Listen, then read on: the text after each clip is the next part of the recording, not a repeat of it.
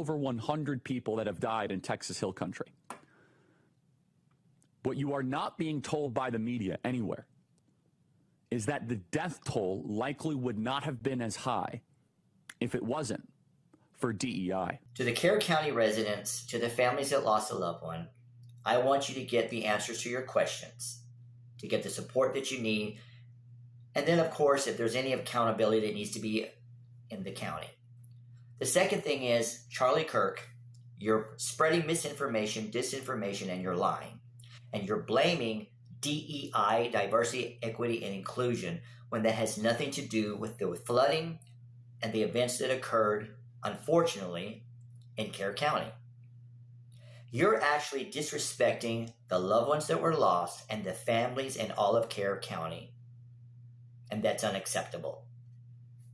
The third thing is that if we go back over 10 years ago, when President Obama was in office, through FEMA, Kerr County was offered millions of dollars. And by the way, this is directed, when I'm talking about this, towards the officials, meaning the government leadership, not the people that are living there, not the citizens, not the constituents.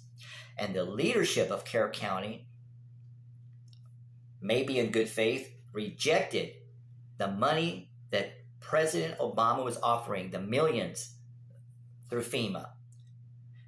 And when you look at it, some of it was really about, it was from a Democratic president versus a Republican president.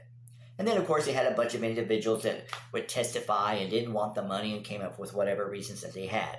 So they rejected that they would have a requirement, which was, of course, in addition, they wanted to help Obama administration regarding the infrastructure. Oh, by the way, you need an alert system. You need an alarm. You need something that's going to help throughout all the county. But they didn't want any rules. So let's go on to the next point. President Trump goes into office, and the Trump administration develops DOGE. They put someone in charge of it, and what happens? They defund National Weather, the Federal Weather Service, laying people off. You're lacking that layer. And it's an important layer for everyone in the United States. What my point is here, that when Charlie Kirk makes his video, it's disingenuous. And that's why it's lying, it's misinformation and disinformation, because he knows that the Trump administration is a part of the problem. But rather than to say that and say, hey, you know what, the person I voted for messed up, he brings up something unrelated to deflect the responsibility and accountability that should be happening directly with Donald Trump, and that's the bottom line.